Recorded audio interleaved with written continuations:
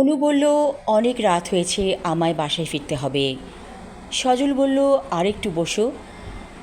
কাকলি বলল, ওকে বাসায় পৌঁছে দাও, আর কেমন করে আমাদের বিয়ে হয়েছিল সেই কাহিনিটাও বলবে। অনু বলল, কোনো কাহিনী আমি শুনতে চাই না। যা কিছু ঘটেছে তোদের দুজনের সম্মতিতেই হয়েছে। আমি একটা বোকা মেয়ে, যার কারণে কোনো কিছুই বুঝতে পারিনি। সজলকে একতরফাভাবে ভালোবেসেছিলাম।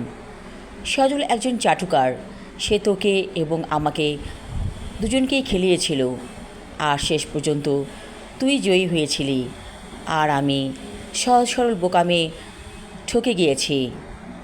কাকলি বলল, তুই ঠকিসনি বান্ধবী, তুই জিতে গিয়েছিস। আমি তোদেরকে ঠকাতে যেয়ে পরিস্থিতির নির্মম শিকারের পরিণতি হয়েছি। দেখ না আমার কী হাল হয়েছে।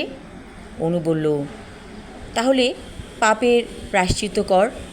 কাকলি বলল, আমি তোদেরকে বিয়ে দিব আমার চোখের সামনে। অনু চিৎকার করে বলল, এ কথা তুই ভাবতে পারলি? আমি সজলকে বিয়ে করব? কেন আমি ওকে বিয়ে করব? একজন প্রতারককে আমি কখনোই বিয়ে করতে পারি না। কাকলি বলল, তাহলে তুই আমার মুখেই সব কথা শুনে যা। এমন সময় ছোট ছেলেটি এসে বলল, চাচু, আন্টিকে রেখে দাও, আমার কাছে আন্টিকে অনেক ভালো লেগেছে। কাকলি বলল, তোর হাজবেন্ড একজন সৎ চরিত্রবান, ওকে যদি তুই প্রতারণা করিস তাহলে আমি বুঝব নেউতির খেলা বলে কিছু নেই। এই যে বাচ্চাটি দেখছিস, এ আমার সন্তান, কিন্তু আমার স্বামীর না। এই অবৈধ সন্তানকে বাঁচানোর জন্যই সজল আমাকে বিয়ে করেছিল। আমার একজন প্রেমিক ছিল, সে পালিয়ে গিয়েছিল এবং পরে শুনেছি সে রোড অ্যাক্সিডেন্ট করে মারা গিয়েছিল। যখন আমি তাকে বলেছিলাম তার সন্তান আমার পেটে, সে সম্পূর্ণ অস্বীকার করেছিল এবং পালিয়ে যেতে চেয়েছিল, কিন্তু পালাতে পারেনি। সে জীবন থেকেই পুরোপুরি পালিয়ে গেল, আমাদের জীবনের ধরাছোঁয়ার বাইরে। অনু অবাক হয়ে বলল, তাই নাকি? হ্যাঁ, সজল আমাকে বিয়ে করে পাপমুক্ত করেছিল। আমাদের আর সন্তান হয়নি। এই যে ছেলেটি দেখছিস, ওকে কিছুক্ষণ আগে চলে গেল আমাদের রুম থেকে।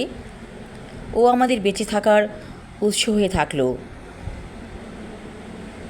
অনু বলল, তাহলে তো এখানে আমি দেখছি সজলের কোনো ভুল নেই, তোরও কোনো ভুল নেই। কাকলি বলল, জীবনের প্রত্যেকটা বাঁকে বাঁকে একটা রহস্য লুকিয়ে থাকে, সেই রহস্যগুলোকে আমরা বুঝতে পারি না। এইসব সব সৃষ্টিকর্তার রহস্য, তিনি আমাদেরকে নিয়ে এই খেলা খেলছেন। অনু বলল, তোর কি হয়েছে? কোন রোগে ভুগছিস তুই? কাকলি বলল, আমার ব্লাড ক্যান্সার এবং আমি প্যারালাইসিসের রুগী, হাঁটাচলা করতে পারি না। এই সজলই সব দেখশন করে। ব্যবসার বাতি লাল হয়ে গেছে, অর্থাৎ ব্যবসায় লাল বাতি জ্বলার উপক্রম। তুই সজলকে বাঁচা, আমার সন্তানকে বাঁচা। দেখেছিস কি ফুটফুটে চাঁদের মতো ছেলে আমাদের। এই বলে কাকলি হু করে কাঁদতে লাগলো। এমন সময় সেখানে হুজুর আসলো। অনু বলল, হুজুরকে কে খবর দিয়েছে? সজল বলল, আমি দিয়েছি। সেই রাতেই বিয়ে হয়ে গেল সজল আর অনুর। কাকলি বলল, আমার আর মৃত্যুর বাকি আছে মাত্র 10 দিন। এই 10টা দিন আমি তোদেরকে আনন্দ ফুর্তিতে দেখতে চাই। আমার ছেলে প্রতীক, ওকেও আমি আনন্দিত দেখতে চাই। আসলে আল্লাহর নির্দেশেই সব হয়। অনুর বড় ভাই ফোন করলো অনুকে। কী রে অনু, তুই কোথায়? অনেক রাত হয়ে গেছে, বাসায় আসছিস না যে? তখন সজল ফোনটাকে অনুর হাত থেকে নিয়ে বলল, ভাইয়া, আমি অনুকে বিয়ে করেছি, আমি সজল বলছি। অনুর বড় ভাই বলল, কেমন করে কি হয়েছে? তোমার বাসা কোথায়? আমরা তো কিছুই জানি না। তখন সজল বাসার ঠিকানা বলল এবং ওদেরকে আসতে বলল।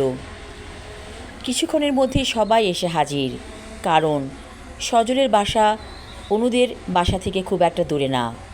সবাই এসে সব কিছু শুনল। তারপর কাকুলির হাতে হাত রেখে বড় ভাই বলল, বোন, তোমার এই অবস্থা হয়েছে, আমরা কিছুই জানি না। কাকুলি হু হু করে কাঁদতে লাগলো। বলল, ভাইয়া, আমার জন্য দোয়া করবেন। অবশ্যই বোন, তোমার জন্য আমরা দোয়া করি। প্রতীক বলল, আমার এক মা চলে যাবে পৃথিবী ছেড়ে, আল্লাহ আমাকে আরেক মা দিয়েছেন, আমি কত সৌভাগ্যবান। অনু বলল, অবশ্যই তুমি সৌভাগ্যবান, এসো বাবা, আমার কাছে এসো। প্রতীক তার নতুন মায়ের কাছে বসল। আমি আমার লেখা ছোট গল্প অনু পর্ব 4 এবং শেষ পর্ব পড়লাম। ধন্যবাদ।